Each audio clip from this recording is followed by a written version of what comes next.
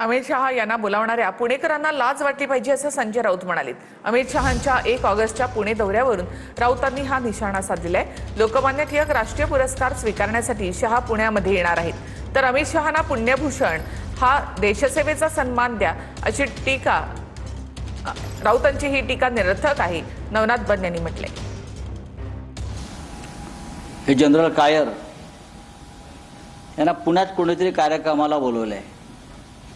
पुण्यभूषण पुरस्कार त्यांच्या हस्ते दिला जाणार आहे। ज्या पुणेकरांनी त्यांना बोलवलंय, मुलांवर गोळीबार करणाऱ्या या महाशयांना, त्या पुणेकरांना लाज वाटली पाहिजे।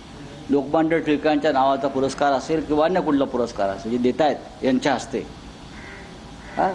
रक्ताने रंगलेले हात आहेत त्यांचे मुलांच्या।